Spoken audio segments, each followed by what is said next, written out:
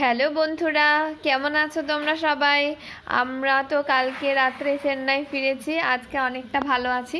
এই দেখো, কলকাতা থেকে আমি কিছু কলমি শাক আর লাউ শাক নিয়ে এসেছিলাম। ঐশীর বাবা যেহেতু কলমি শাক খুব ভালোবাসে, সেই জন্য নিয়ে এসেছি।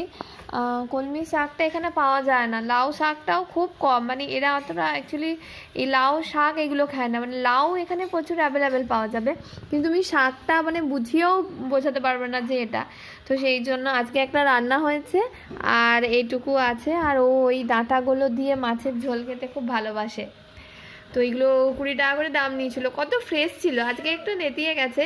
বিশ্বাস করো, কলকাতার মতো মানে আমাদের কলকাতার যেখানেই, ওয়েস্ট বেঙ্গলের যেখানেই, এত শীতকালে এত ভালো সবজি ভীষণ মিস করছি।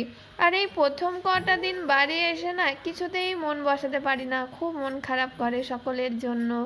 দিদা, তারপর আমার শ্বশুর বাড়ির সবাই, মানে আমার বাবা, শাশুড়ি মা, মাসিমণি, আমার নিজের মামা, সবাই, তারপরে কবিতা, সবার জন্য খুব মন খারাপ করে।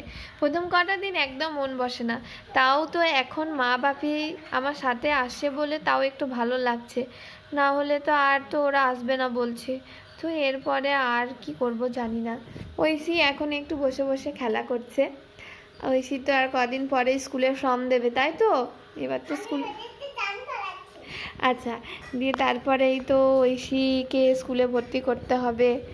অনেক কাজ, যে বাড়ি, সেই আবার জীবন শুরু হয়ে গেল। ছুটির কটা দিন যে কিভাবে চলে গেল। তাও এইবারে অনেক বড় ছুটি কাটিয়েছি, আর এত বড় ছুটি হয়তো এখন আর হবে না, কারণ ঐশী স্কুলে ভর্তি হয়ে যাবে, ওর স্কুল থাকবে। এখানে তো দুর্গাপূজায় ছুটিও থাকে না। সব নিয়ে মনটা ভীষণ খারাপ লাগছে। অ্যাডজাস্ট করতে কটা দিন টাইম লাগবে আসলে, তারপরে আবার হয়তো সবই অ্যাডজাস্ট হয়ে যাবে। যাক, চলো এবার ঐশীর বাবাকে আজকে লাঞ্চ করে দিতে পারিনি, কারণ কালকে এতটা রাত হয়ে যাওয়ার পর আর সকালে উঠে রান্না করা সম্ভব হয়নি, ও অফিসেই খেয়ে নেবে। এগুলো সব কেটে রাখছি, নাহলে শাকগুলো পেকে যাবে। আবার রাতেরও রান্না আছে, মা ওখানে দুপুরে রান্না করছে। মুড়ি খেয়ে নিয়েছি, আজকে মুড়ি খাওয়া লাউয়ের তরকারি হয়েছিল। তো ঠিক আছে, চলো আবার দেখা হবে বন্ধুরা, টাটা।